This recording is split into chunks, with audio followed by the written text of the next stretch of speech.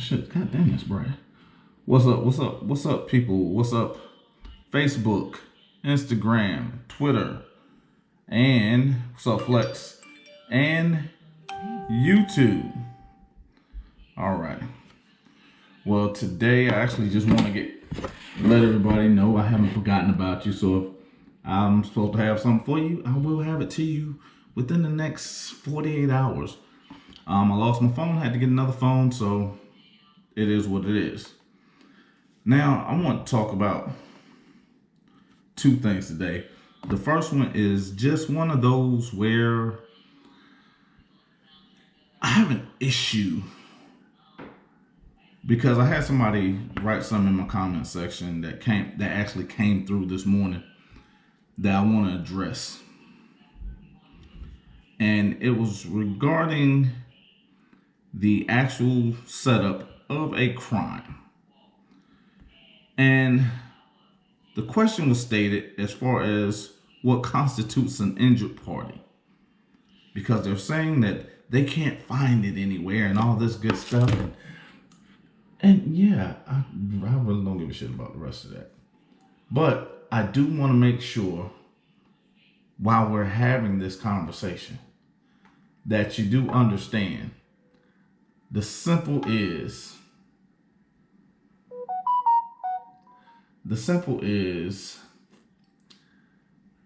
I'm going to give you an answer because I'm going to get deeper into that later. But the one thing that I want you to understand is the fact that in order for there to be a crime, there has to be an injured party. And let's say we don't even use the context of the case, Sure v. Cullen, right? How about we use something as simple as standing? In order for somebody to have standing, they must be injured. There must be an injury directed by the person that they're complaining against, which who has the right to confront them, had something to do with. So in order for somebody to have standing, they had to have received an injury from somebody in particular that was done with intention. Because that is the one thing that a lot of people fall through and don't catch up on, don't understand. Every crime, there is a point of intent. You'll hear that a lot, but most of all, you're going to understand that intent, there has to be intentions done. And if there is no intent, there is no crime. So I'm going to go deeper into that, but I also want you to understand like certain stupid ass questions that kind of get asked of me. Understand, I'm going to come back with an asshole answer. So it is what it is. And yeah, because I'm actually trying to pull all this shit up and it's not pulling up like I wanted to. So I don't know. So yeah, I actually don't know why this is not pulling up. So give me a half a second. Because again, really, Val, I love you and I got something for you tomorrow too. I was going to send it today, but I changed my mind and whatever. So give me 10 seconds. Let me get this shit straightened out. And everybody share, like, but today's show is actually going to be really, really quick. And tomorrow I'm going to be streaming on 5 separate platforms. How about we try this? Go here. Because for whatever reason, it's just not popping up. All right, boom. Yeah, no. So I don't know what is going on and why it is not. Yeah, okay. We'll go through that later. I'll deal with that later. But what I'm going to do today, what I'm going to talk about is going to be really quick. And because it's actually a video that I did a couple of days ago.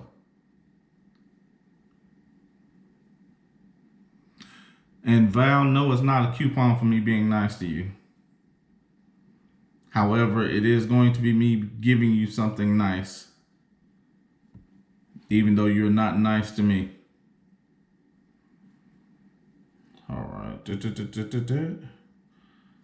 And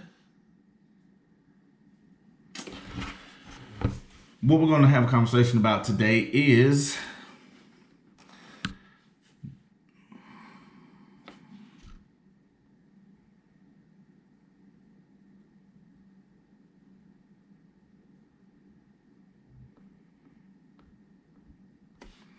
okay, pulled up the wrong shit. Hold on.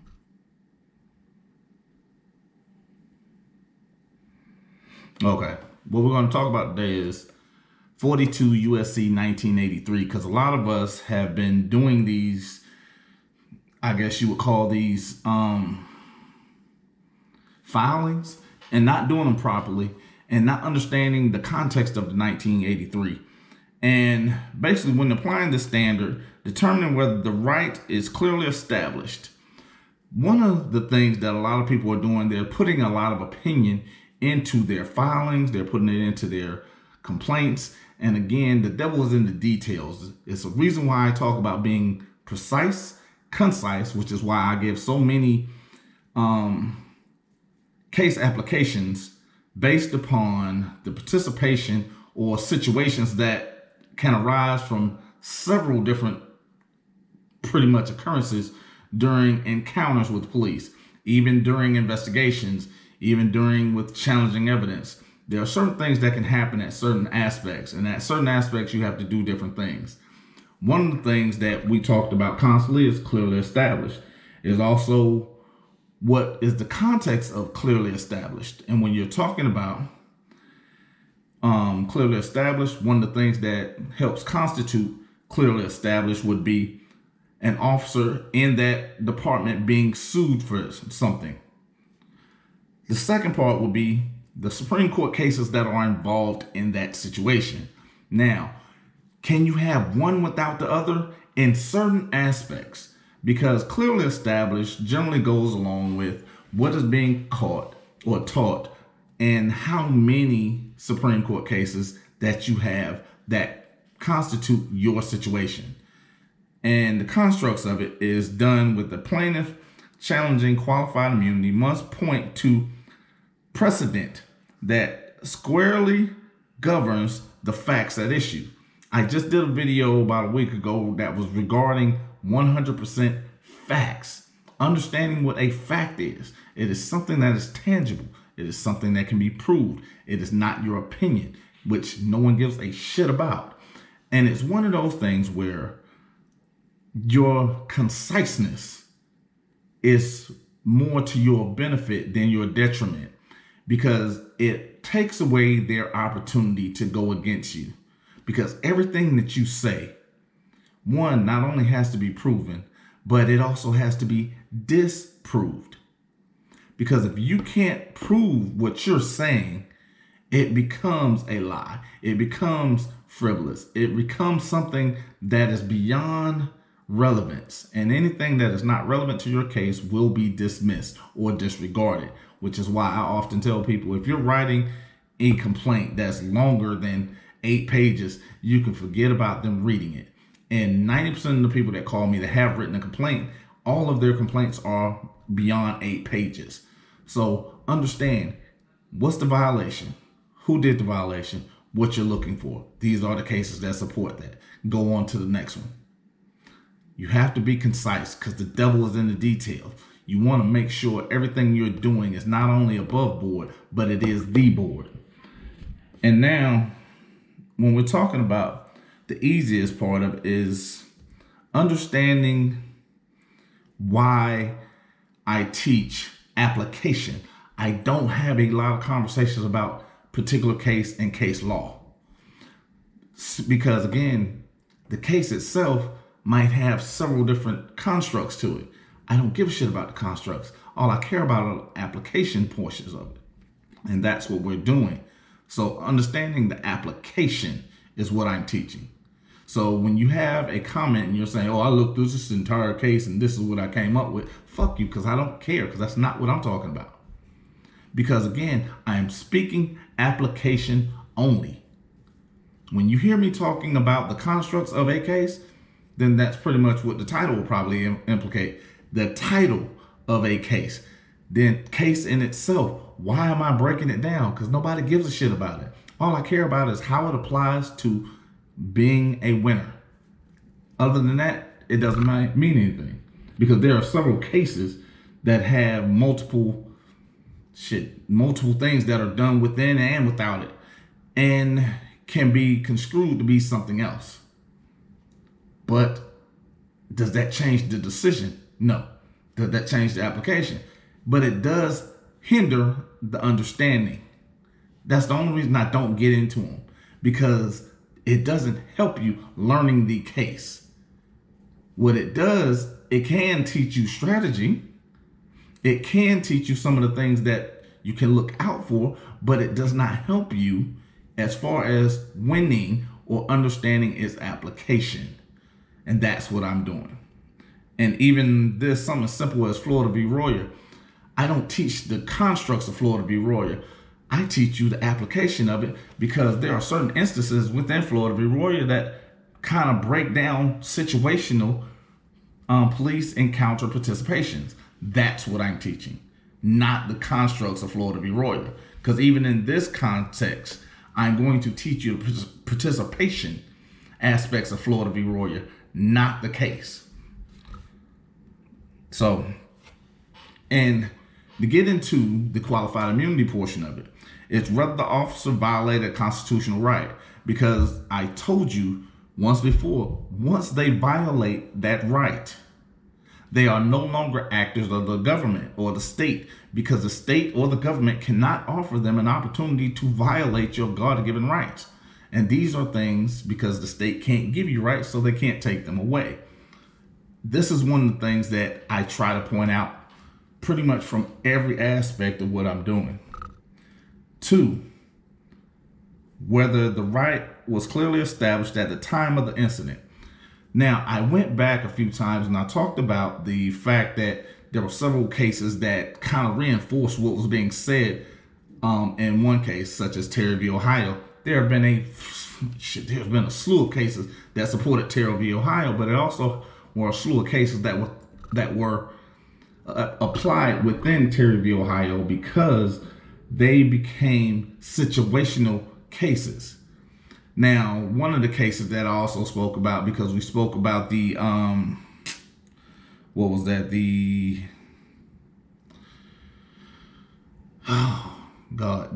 understanding of, what is that? I can't even remember the damn case right now.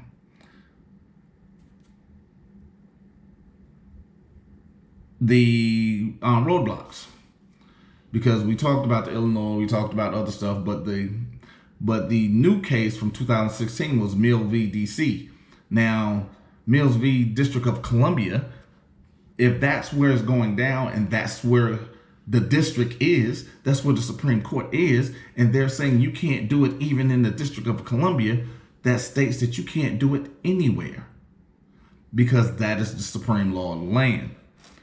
And it also breaks down what I talk about in a longer aspect. Those two questions, those two statements define willful acts or ignorance, because those are the two ways I told you can lose qualified immunity, which would be whether an officer violated constitutional rights, which would be within the constructs of a willful act, or applying policy, which is ignorance. You can't fix stupid. And that's one of the things that deteriorates or takes away from that. And Pearson v. looks like Callahan, Callahan, and it's 555 US 223, and it's a 2000 case. A court need not answer both questions so long as the answer to either question is no. The officer is not held liable. So understanding, that's what they rest on. They rest on the fact that if there is a no to either answer or to either question, whether the officer violated a constitutional right, no. Which, because they're not taught to not violate them, they're taught to generate revenue, that's generally going to be a yes. And whether the right is clearly established at the time, that too is going to be a yes. There are very few cases or very few things that will be pretty much conversated upon that have not already had some type of structure behind it. Because even when you look at Turner v. Driver, there were hundreds of cases prior to, but the greatest establishment was the Freedom of Information Act, which was done in the 60s. Then was reinforced with the Open Government Act of 2007. These are things that allow for the definition of media, allow for the definition of filming the police in public. Why? Because they make them clearly established. And that's one of the constructs of why you're pushing forward in the manner you're doing. So, and force may not be used to overcome physical restraint or threaten force, and may not be employed simply because a suspect is disagreeable. That is the portion where I talked about just because you're not participating in a police investigation, you're not a police officer. You have no obligation to do so because of Florida v. Royer. But is that the entirety of Florida v. Royer? No. Am I going to go into the entirety of Florida v. Royer? No. But the constructs of it is simple. You do not have to participate, whether it's by means of remaining silent or actually, in most cases, giving them anything without them articulating. Because just like I told you, whether they want to say it or want to believe it or want to enhance it or embrace it, they are servants on all aspects because they either need your permission to do their job or they need permission from a judge to do it because they are not allowed to make a decision because they're not hiring intelligent people to make these types of decisions. They are hiring people to actually come forth and say, hey, is this okay? They're hiring servants. So you cannot actually believe or even want them to be better because most of them don't know better because they're not taught better. And these are some of the constructs of what I'm kind of reaching out for. Because even in EHLERS versus the city of Rapid City, an officer did not violate the Fourth Amendment by using force against a non-violent misdemeanor who continued to walk away after being ordered twice to place his hands down. Now, the reason why this case went as it was the simple fact that you had a person that was walking away from police because, again, Florida v. Royer, you don't have to participate. And you have the absolute right to walk away while police are there because there's no obligation for you to participate with them. What happened was they attempted to sue these police officers in their personal capacity without having what was necessary for them to be sued, which would be suing them in their personal capacity because they are liable and no longer actors of the government once they violate. And those are the things that I constantly say. I say it over and over and over again. And for whatever reason, okay, if you guys aren't seeing me on YouTube, I apologize. Hopefully I'll put this up later. I'm gonna probably have to steal it from somewhere else, but for whatever reason, it's not popping up. And yeah, because it's showing that I'm 19 minutes in, but it's not pulling up. For whatever reason. Okay, if you guys aren't seeing me on YouTube, I apologize. Hopefully I'll put this up later. Okay, well. I'll probably have to steal it from somewhere else, but for whatever reason. Okay, there we go. I don't know why I can't pull it up, but because I didn't even get any notifications, and I've got like 12 devices over here, so. But anyway, one of the questions that everybody's being taught to ask is, am I being detained? Why? Because that is one of the constructs of Terryville, Ohio.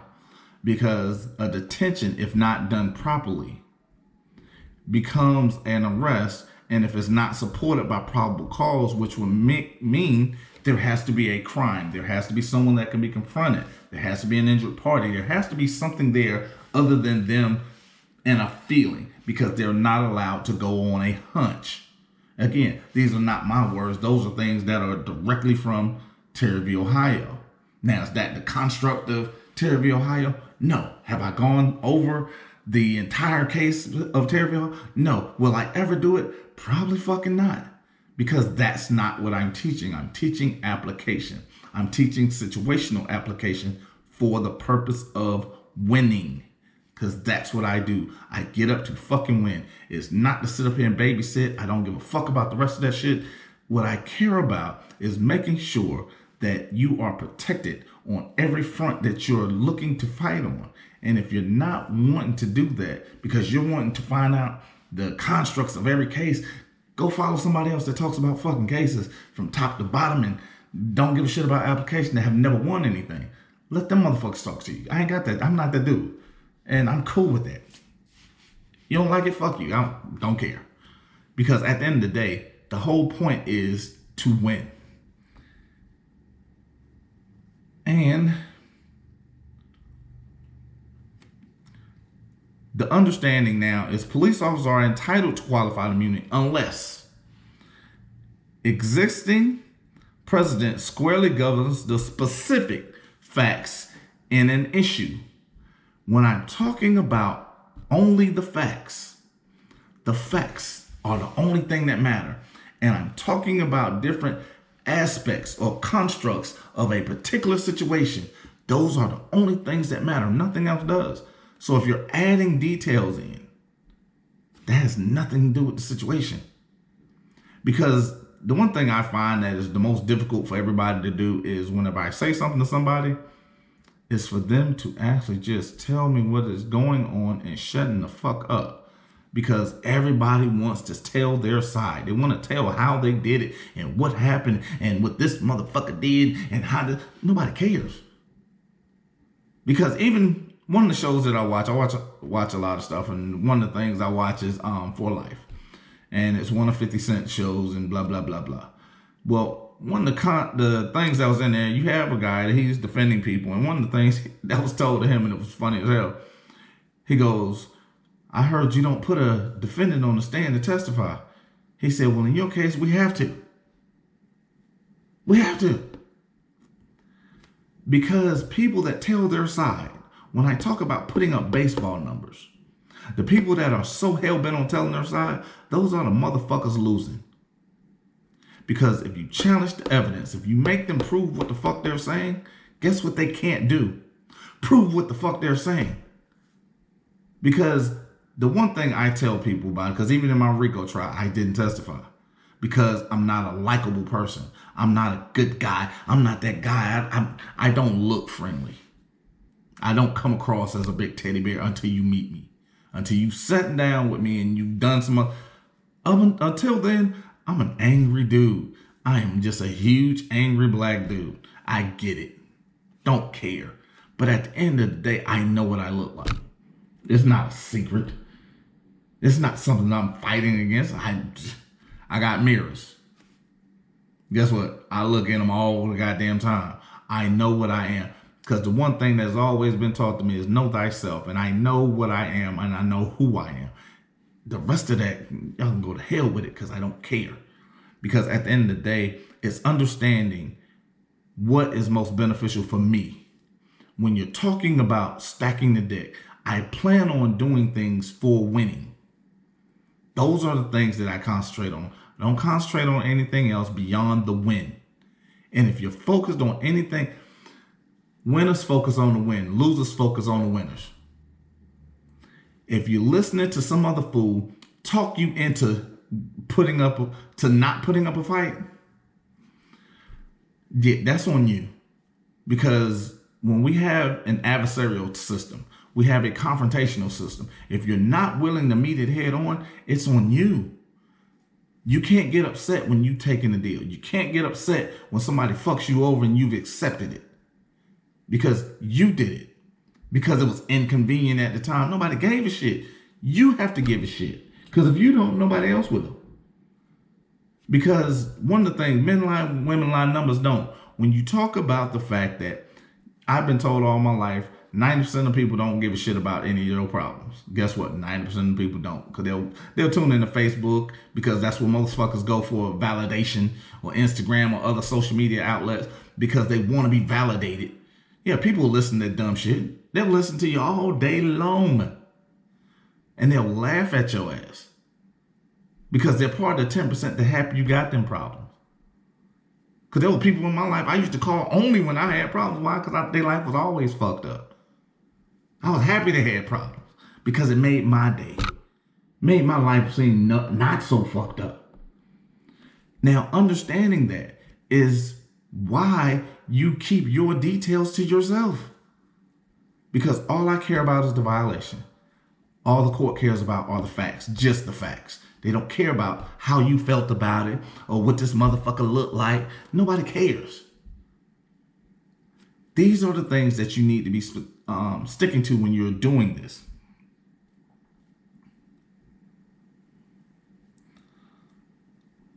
Because, like I stated, you do not sue a police officer or a government agent in their official capacity. You sue them in their personal capacity, because the second they violate a constitutional act or constitutional restriction, they are no longer actors of the government. Those are the mistakes that are being made in the 1983. Because again, not only does it, I always ask people, do you have a copy of it written? Because I actually did a video probably 2 or 3 months ago where I talked about the 1983 specifically. And one of the ways to beat a 1983 is to have it in writing. Do you have it in writing? Because the pen is mightier than the sword. Because if you're going to battle, you have to understand what the end is. When you start something, what is it that you want to achieve? Because even like I've given this story a couple times.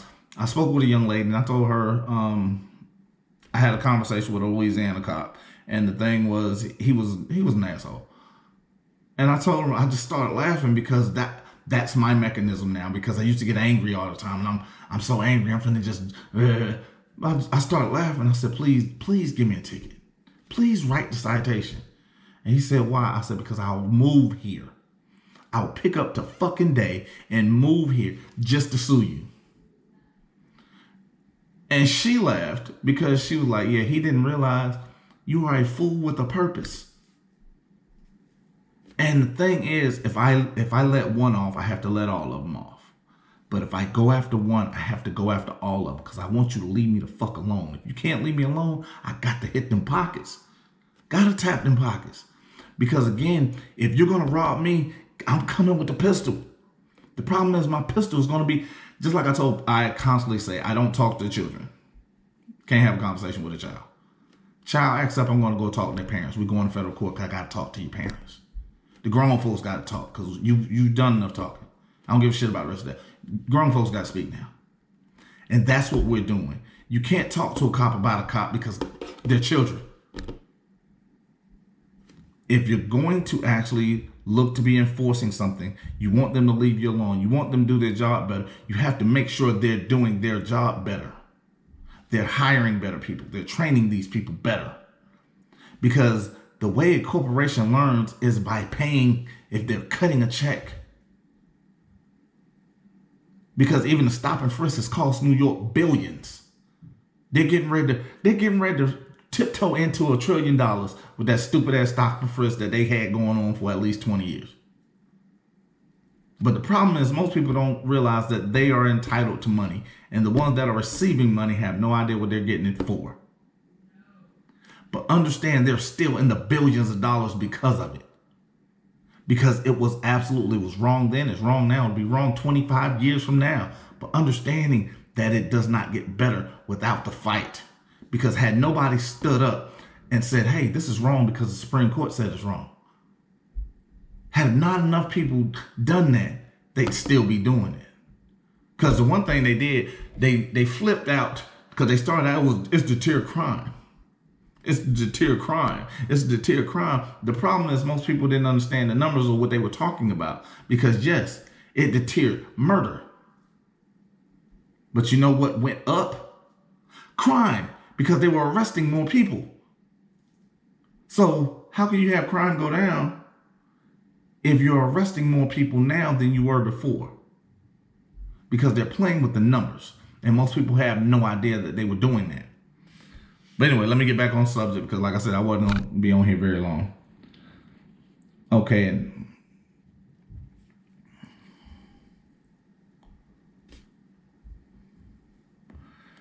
when you're talking about the fact itself, Hope v. Pelzer, materially similar facts are not necessarily to clearly establish the law. And this is why I give you specific information with specific cases for specific situations. It helps you break down your situation. It helps you break down your encounter because your A, B will probably be the same. A and B always is just very, very similar because that's the way they're taught across the country. But your C, D, and E could possibly be different, could be in a different order, could be done by separate people. These are the things that you have to know why, how, and how it applies. So just being specific or just generalizing what it is that you're doing or doing something that's similar does not make it specific. Similar and specific are two different things. That's why I give it to you the way I do, because situational aspects change the Supreme Court case that applies. And too many details destroy your argument. And none of the cases the parties pointed to squarely govern the facts at issue, because you do not have to add details. You just need to be specific of the violation. Those are the things that help you get what it is that you're looking for. Existing precedent must squarely govern the specific facts at issue. Be specific. That's all you have to worry about. A body of relevant case law is usually necessary. It's only relevant if it is pertaining to a specific situation. Because just because it's a similar situation, that doesn't make it relevant. I might need to go to sleep or something. That's why specificity is key when you're doing anything. That's why when you're asked a lot of things, you don't volunteer things in an answer. If you're asked a yes or no question, you give a yes or no answer. You don't try to explain yourself. You allow the evidence to take care of that. You don't owe anybody an explanation for anything that you do because you did it on purpose, unless it was actually an accident. So, now, the reason why so many cases are given, and so you can be more specific. A reasonable officer would recognize that her conduct violates clearly established constitutional law is highly determined by comparing the facts of his or her scenario to the facts of the relevant cases that determine the scope of that right. When you have more than 300 to 400 cases that deal with certain rights or restrictions, that helps develop the clearly established. Because one thing they actually don't want to go to trial, because if they lose at trial, every case that officer has dealt with gets reopened. Everything that they do, everything that you won, the people behind you that officer has dealt with is now entitled to. At least that is the line that starts everything. And then they lose more than 70% of the time. So when you're challenging these aspects, understand what goes into it, because again, knowing is half the battle. You're going in with an advantage when you choose to fight. You're going in with the upper hand, but you have to be specific in what it is that you're doing. And the one thing that I want everybody to understand is the Eighth Circuit has found the use of force to be unnecessary, even when the individual is interfering with police duties. I'm going to take that back, because I read something to you earlier where they were talking about because again, you are not forced to participate unless they can articulate a crime. Because even before you give them an ID or a name, they must articulate a crime. Terry v. Ohio, Hybo v. Nevada. All of these things must be available. Why? Because if and or, those are the biggest words in law. Understanding, even if someone is interfering, they cannot use force.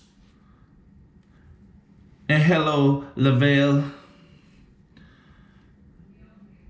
Because the use of force is not something that governs your freedoms. It is not covered by their restrictions, because it's not an allowance. And I'll give you a couple factors, then I'm going to finish up here. Graham v. Connor is an 8th Circuit court that denied qualified immunity in a variety of factorial contexts as early as 2002. Because remember, the establishment is starting in 2002. It goes forward till now, because that helps the clearly established. Now, step 1, it includes the severity of the crime at issue. Now, do they allow a lot more if you are an accused murderer and you have a pistol in your hand and you've taken a couple of shots at cops? And yeah, nobody's gonna pay attention.